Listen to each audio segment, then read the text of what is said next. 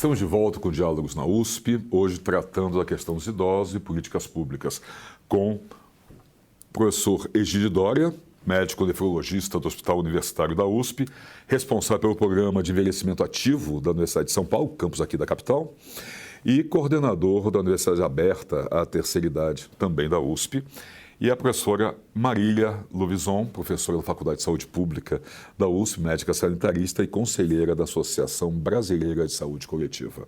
Ambos são do Centro Internacional de Longevidade. Professor Egídio, diretor, professora Marília, conselheira. Professores, no bloco anterior, eu brinquei, no final vocês estavam me dando um gancho, nós falamos de uma questão conceitual do idoso dentro da sociedade. Agora vamos falar da questão que diz diretamente respeito até ao trabalho dos senhores, mais ainda, que é a questão de cuidar desse idoso. Né? Como se cuida, quer dizer, o quanto nós vimos no começo do programa, a população brasileira está envelhecendo, a população do mundo está envelhecendo. O quanto se está preparado para cuidar, cuidados clínicos, psicológicos com esse idoso? Então, o quanto de políticas públicas têm sido desenvolvidas para enfrentar, ou cuidar, ou se preparar, melhor dizendo, para o envelhecimento da sociedade. Eu queria começar com a professora Marília e o professor Egídio. O que está sendo feito, professor? Quando você pergunta o quanto está preparado, inevitavelmente a gente fala, não está. Não está, né? Não está, né? Então, inevitavelmente, eu sou obrigado a perguntar por que não está, professora? Acho que, como a gente falou, envelhecer é um grande triunfo, né, e que nos traz inúmeros desafios. Nós vivemos mais tempo. Na Faculdade de Saúde Pública, a gente tem uma grande pesquisa, que é o Estudo SAB, onde eu fiz toda a minha formação de mestrado, doutorado, com a professora Maria Lúcia Lebrão, que já não está mais viva neste momento, mas a professora Ieda Duarte coordena o Estudo SAB até hoje, e ele foi nos trazendo, é uma corte, né, de idosos desde 2000, que foi nos trazendo vários olhares para a questão do envelhecimento e o quanto que as condições crônicas, né, hipertensão, diabetes, o que a gente chama da multimorbidade.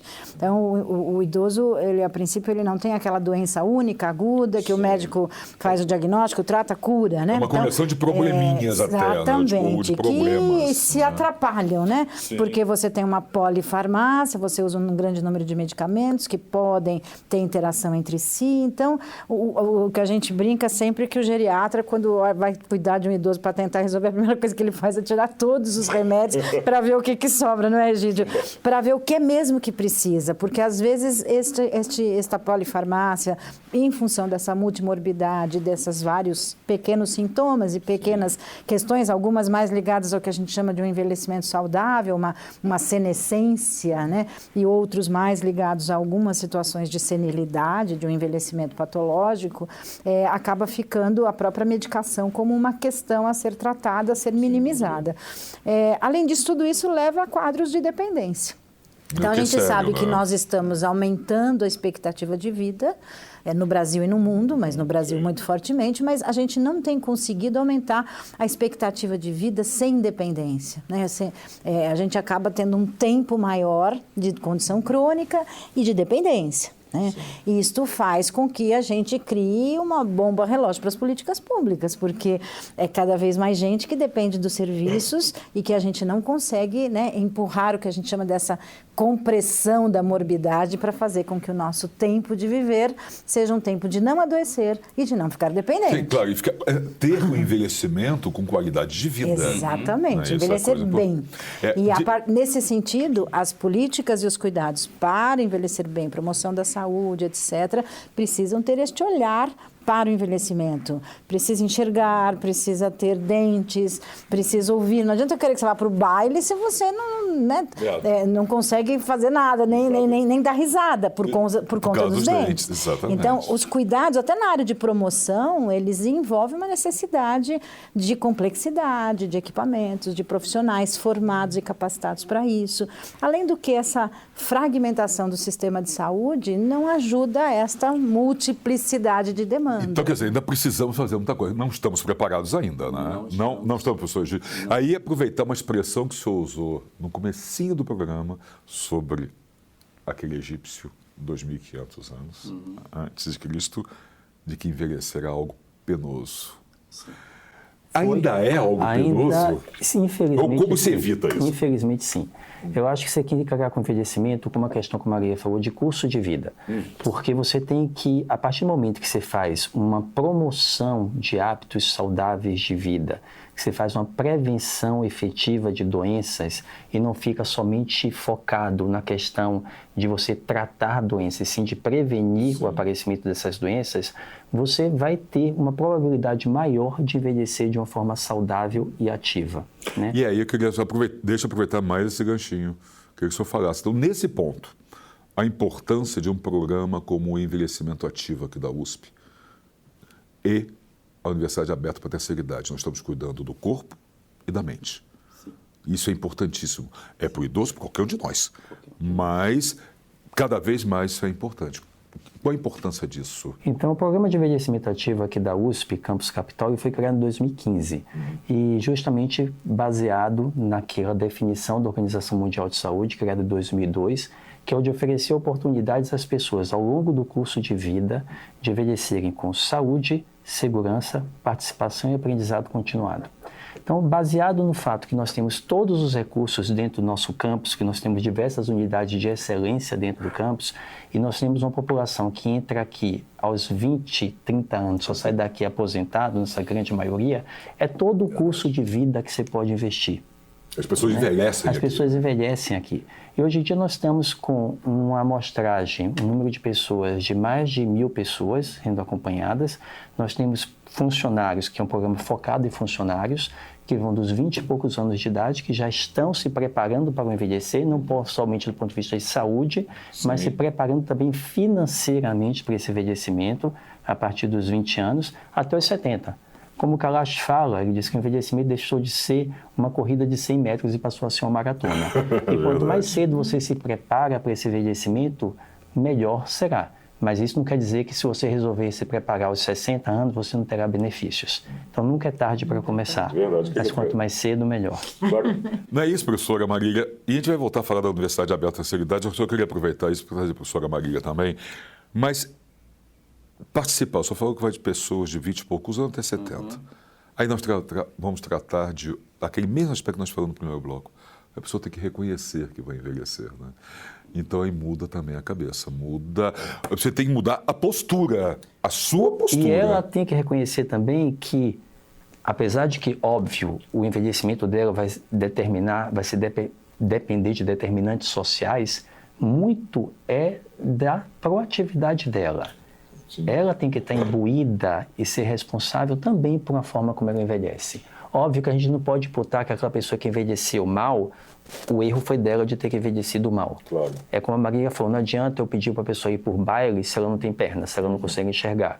Ou vá andar no seu bairro, que ele mora no Jardim Ângela e a expectativa média de vida é de 55 anos, ele fica em dúvida se eu vou andar ou vou morrer. Né? E por isso a importância das políticas públicas, né? Para que a gente possa oportunizar, pública, né? O conceito de envelhecimento ativo, ele falou oportunizar, né? As questões de saúde, participação, educação permanente ao longo da vida, né? E segurança para que você possa ter um envelhecimento ativo. Só tem sentido isso, professora? Quer dizer, está havendo, mesmo que seja paulatino, essa mudança de pensamento, esse reconhecimento? Porque a primeira coisa para você tratar de qualquer problema que você tenha, né, de qualquer coisa, é reconhecer que ele existe. Mas é aquilo que você falou, nós precisamos reconhecer, porque se você reconhecer que você não está mais numa corrida de 100 metros, que é uma maratona, você vai guardar energia para a maratona, você se prepara de outra maneira. Se prepara do jeito que consegue, sabendo que o mundo não vai acabar amanhã. Né? Não vai dar aquele sprint inicial e depois não ter mais tudo fôlego. Bem. E as políticas públicas, os governos, também os países, os estados também têm que se preparar e têm que reconhecer que eles precisam se antecipar a este momento futuro, que cada vez está mais perto e cada vez é hoje, que você precisa construir políticas públicas que apoiem nesse sentido. E dar respaldo a toda por a exemplo, o que a gente chama das cidades amigas do idoso, elas vieram no bojo desta discussão da política de envelhecimento ativa, cunhada pela Organização Mundial da Saúde, que aí tem um congresso em 2015 aqui no Brasil, Internacional de Geriatria e Gerontologia, 2000, 2005, não em 15. Parece que foi ontem, né? Mas é mais de 10 anos que o próprio Kalash é convidado, já ele estava voltando da OMS para poder falar, bom, envelhecimento ativo, o conceito, né? Estamos entendendo que as políticas têm que ser intersetoriais e que tem que apoiar o curso de vida ao longo da vida e oportunizar questões que facilitem você tomar suas decisões mais saudáveis, inclusive. Mas como é que você faz isso se está todo mundo envelhecendo nas cidades, há uma grande urbanização, uma globalização e nesse processo de envelhecimento, como é que as cidades se preparam para isso? Então, o programa das Cidades Amigas do Idoso, que é mais amiga da idade, né? Age friendly, não é senior friendly, age friendly, né? Idades, né? Amiga de todas as idades, ela vem sendo implementada pelo próprio Kalash no Brasil, pelo Centro Internacional de Longevidade, e hoje eu participo de uma pesquisa com ele na cidade de São José do Rio Preto, que tem uma decisão, né, já tiveram isso em algumas cidades, Veranópolis, Jaguariúna, onde a Prefeitura e o Conselho Municipal do Idoso, que é um espaço de participação muito interessante que o Brasil tem, e com fundos públicos, onde as pessoas podem doar parte dos seus impostos, hoje não só mais para os fundos das crianças, do Conselho da Criança, mas para o Conselho do Idoso, e este recurso pode ser utilizado por essa sociedade civil organizada nos conselhos para políticas mais estratégicas e projetos como esse. Nós estamos, nesse momento, entrevistando mais de 1.000 idosos de toda a cidade, constituindo fóruns públicos, comissões entre todas as secretarias. Então, é importante que todas as secretarias estejam junto para fazer um plano, né, que responda a estas demandas dos idosos. É uma valorização do idoso. É uma valorização. Né? É isso, e é uma escutar o idoso e perguntar para ele o que é que você precisa para envelhecer bem nesta cidade. Exatamente. E a partir daí eu consegui fazer planejamento público e políticas públicas que estejam respondendo a estas demandas. Isso é fundamental, Marcelo, sobretudo num contexto muito desigual. Sim. Porque nós vivimos assim, numa Índia e numa Bélgica. Isso é refletido aqui na nossa cidade. Essa Belíndia permanece há décadas. Nós temos uma expectativa de vida média nos jardins de 80 anos, a expectativa média de vida, como eu falei, nos jardins de 55 anos. Exatamente, é absurdo. Né? É absurdo, 25 anos de diferença de expectativa de vida dentro de uma mesma cidade. Então, as oportunidades teriam que ser as mesmas para todos. Isso é que é uma política pública. E isso não depende somente de uma escolha individual. Isso decorre de uma decisão. O que a gente acaba percebendo ampla. é que as pessoas, de alguma forma, vão na terceira idade, né, nas políticas de envelhecimento mais ativo, dos mais saudáveis, dos mais jovens, inclusive idosos mais jovens, né? Eles acabam se encontrando com várias atividades de encontros, de dança e de atividades das mais variadas nos centros comunitários. E não estamos só falando daqueles famosos bailes da terceira idade, né? É uma coisa muito mais ampla que isso. Sim, né? Espaços de participação, de você poder ir fazer aquela atividade que você tinha vontade na vida, que agora você tem tempo, mas que você talvez não tivesse dinheiro, mas você tem aonde fazer isso, ofertado pelo governo, pela prefeitura, que pode propiciar esse encontro na comunidade desses idosos. Mas estamos falando desta velhice mais saudável. Exato, né? E essa velhice... Diga, por favor. Não, porque esta é a terceira idade, depois você tem a quarta idade, você tem os dependentes, que aí as políticas públicas começam a ficar com um pouco de medo, porque começa a ficar um pouco mais custoso. É caro, né? E qual é o retorno? Né? Porque tem essa mentalidade perversa, né? Que tem que haver um tipo de retorno. Mas nesse caso, professor Egídio, a Universidade Aberta de Terceira Idade ajuda a beça nessa... Nessa terceira idade, nesses espaços de participação. Nesses espaços de participação, de convivência e de... Aprendizado de um crescimento intelectual. E não só da questão do aprendizado, né? Diversos outros fatores estão envolvidos dentro desse espaço da universidade. Você tem troca, você tem intergeracionalidade. Exatamente. Então, quando a gente pensa nos pilares que norteiam a USP Aberta existe há 25 anos e ela recebe mais de 9.000 alunos por ano nos seus mais diversos campi. Então, é realmente uma política de sucesso, né? São mais de 1.000 atividades oferecidas por semestre. Então, nós vemos que os nossos pilares de abertura o mais ampla possível, você aceita todos. Não precisa ter uma formação prévia para você adentrar no curso da USP Aberta. É isso que a Marília falou. Você não teve oportunidade no seu passado por diversos outros motivos e agora você tem essa oportunidade. Você tem essa chance. Os nossos cursos são gratuitos, nós não cobramos taxa de matrícula, taxa de mensalidade, não. É gratuito, você consegue oferecer essa oportunidade para todos, independentemente dessa classe socioeconômica.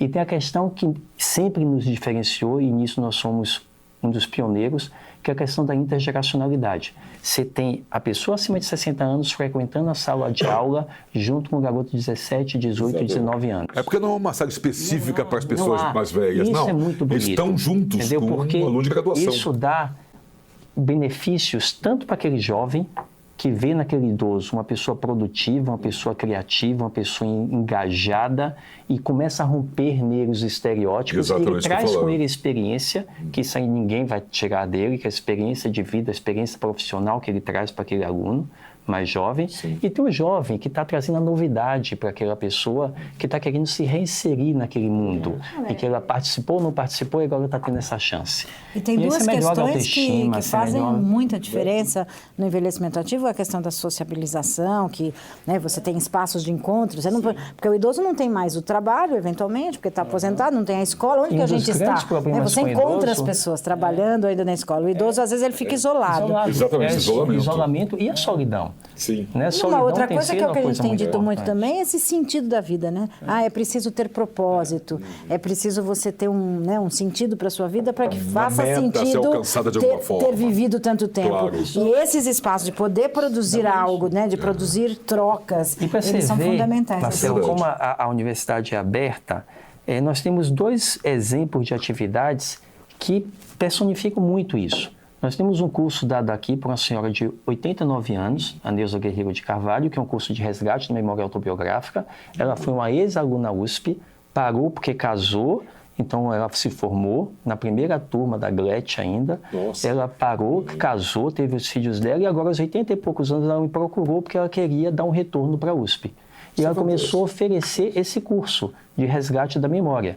Nós temos um outro exemplo, que é uma revista que foi feita aqui na USP no final da década de 90, início dos anos 2000, que é a Reproposta, que acabou em 2004, que há 3 anos eu fui procurado, no Dia do Calouro do Idoso, por um grupo de senhoras, todas uma faixa média de 85 anos, querendo trazer de novo a Reproposta. E elas lançaram no final do ano passado a Reproposta no formato digital. Então o grupo é todos de pessoas acima dos 70 anos de idade, que estão com esse novo propósito de vida. Então, quando você conversa com essas pessoas, você vê o quão importante isso é, de elas terem um motivo para elas acordarem todos os dias. Sim, e isso é importante, o que o senhor Egídio está falando é importantíssimo, porque, claro, vai ter uma repercussão psicológica, de autoestima, mas também na saúde, não repercute isso também, professor Maria? Quer dizer, a pessoa, ela não se rende a uma dor de cabeça, a um mal-estar, ela não se presta. Ela começa a aceitar um pouco as limitações, né, que o envelhecimento traz. Então, isso você começa a colocar em perspectiva as suas prioridades. Faz sentido o que você está fazendo e você tem motivo para sair, você tem motivo, inclusive, para achar que a sua dor de cabeça hoje não vai te ganhar, porque você tem coisa para fazer. Como você muitas vezes sai da sua casa para vir trabalhar, né? Porque você tem um motivo para isso, você tem uma obrigação. Porque isso vira algo que é uma obrigação de vida, né? De poder fazer mais isso. Você falou isso porque a minha sogra tem 85 anos, acabou de fazer. Ativíssima. Tem um monte de coisa para fazer. Coisa dessa, inventa coisa para fazer, agora está morando no interior, vai a clube da terceira idade, vai sair fazendo novos amigos, fazendo novos amiguinhos, mas ela tem uma frase, por isso que eu queria mencionar, não tem um tempo de ficar doente. É você ter a visão, entendeu? Você está aqui, por exemplo, a dor do joelho, acontece. É mais comum eu ter uma osteoartrite aos 80 do que aos 30 anos, é mais comum eu ter. Mas isso ali não vai me limitar. Claro. De tal forma que eu não consiga dar um propósito, um valor à minha vida. E o que a gente falou do envelhecimento saudável, né? O que a gente fala assim, não é sem doença, né? A prevenção é você conviver com as doenças, controlar, cuidar dela. E você cuidar dela significa cuidar de você e cuidar do que você quer fazer, né? Continuar podendo fazer. Você não vai querer mais correr 100 metros em 10 segundos, você vai querer andar. Exatamente. Você vai querer chegar naquele lugar. Então, os valores, os propósitos mudam. É chegar. Acho que o ponto é esse. É você saber que quer chegar. Pode ser em 10 segundos, pode ser 1h30, desde que chegue. E para chegar, A nossa saúde pública, professora Marília, tem ajudado? O SUS está ajudando nisso? Está preparado? Porque o SUS está sendo procurado cada vez mais, né? Com certeza. E precisa se preparar. E não só casos clínicos direto, como hipertensão, diabetes, mas casos de depressão também têm acontecido. Sabe que o SUS é a nossa grande política pública de saúde. Exatamente. E que cuida de todos. Todo mundo usa o SUS de alguma forma, né? Temos a imunização, que inclusive no envelhecimento é fundamental que esses idosos ativos e não ativos possam tomar sua vacina de gripe, possam também fazer suas prevenções, que às vezes a gente acha também que vacina é só para criança, né? Também é um preconceito a ser enfrentado. E que ele possa, o SUS contribui com que ele possa conviver na sociedade e muitas atividades de promoção de saúde, né, de atividade física, alimentação saudável, que são políticas públicas que muito frequentemente você vai encontrar, seja nas unidades de atenção básica, nas academias da saúde, as praças de exercício, muito fortemente ocupadas, inclusive junto com as equipes de saúde. Agora, a saúde mental, né, ela é fundamental. Exatamente. E como você diz, quando se faz tudo isso, você está bem. Agora, a depressão é muito frequente no idoso, né? Hoje, infelizmente, a gente vem encontrando frequências cada vez maiores também nos jovens, né? Quando você tem mais dificuldade de achar esse propósito e o mundo não está fácil para ninguém encontrar estes propósitos. Verdade. E então, talvez o SUS, ele tem uma rede muito grande de CAPs, ele tem hoje muitos profissionais de saúde mental e uma condição dos profissionais da atenção básica nesse cuidado, mas acho que esse é o maior desafio que a gente tem hoje, de poder ampliar esse acesso e de poder conseguir perceber mais precocemente esse idoso que está lá quietinho, que as pessoas, ele não veio hoje na atividade, ele está quietinho, etc. Às vezes ele está fragilizando e é nessa hora que ele começa com um quadro leve de depressão e que pode levar a uma cascata de problemas a partir daí. Tem que prestar atenção, né? Está quietinho, deixa quietinho. Não pode deixar quietinho. E é muito importante essa abordagem multidisciplinar. Sim. Todos os profissionais de saúde envolvidos nesse cuidado.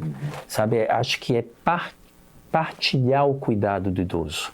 É saber que a nutricionista tem um papel fundamental, o fisioterapeuta tem um papel fundamental, o farmacêutico com a abordagem da polifarmácia e das medicações inapropriadas tem um papel fundamental, o médico tem um papel fundamental, o serviço social tem um papel fundamental. Então, essa multidisciplinaridade, ela tem cada vez mais ser vista como fundamental para esse tratamento e essa prevenção bem-sucedida. E esse envelhecimento com qualidade de vida. Acho que a gente tem um enorme desafio na formação dos especialistas, geriatras, gerontólogos, mas é fundamental que esse conhecimento do cuidado ao idoso seja transversalizado para todos. Então, e que todos possam prestar atenção. Nessa questão, é idoso, vai para o geriatra. Não, todo médico tem que saber tratar uma pessoa idosa, porque a maior parte da clientela dela será constituída por idosos. Então, não é como você não encaminha todo paciente hipertenso a um cardiologista. Você não encaminha todo paciente diabético a um endocrinologista. Da mesma forma, você não vai encaminhar todo paciente idoso para um geriatra. Exatamente. E tem que fazer parte da formação de todos. De todos e a percepção de todos. E a percepção de todos. Inclusive daqueles que não são idosos, mas serão. Sim, até porque muitos deles estão chegando que sim. E são cuidadores, né? E aí temos este olhar para o cuidado, que muito frequentemente nós temos idosos cuidando de idosos. Exatamente. E que são fundamentais também nesse processo de um envelhecimento com maior dependência e todos os enfrentamentos que a política pública precisa fazer também. Bom, perfeito. Obrigado, mas infelizmente valeria mais uma hora de conversa, mas o diálogo está chegando ao seu final. Queria agradecer muitíssimo a presença do professor Egídio Doria, médico nefrologista do Hospital Universitário de São Paulo, responsável pelo programa de envelhecimento ativo da Universidade de São Paulo, aqui do campus da capital, coordenador da Universidade Aberta à Terceira Idade e diretor do Centro Internacional de Longevidade, e a professora Maria Luvison, professora da Faculdade de Saúde Pública, médica sanitarista e conselheira da Associação Brasileira de Saúde Coletiva e também do Centro Internacional de Longevidade. Professores, muito obrigado pela presença dos senhores. Foi um prazer e muito importante essa nossa conversa. Eu que agradeço. Eu que agradeço. Obrigado, Marcelo, pela oportunidade.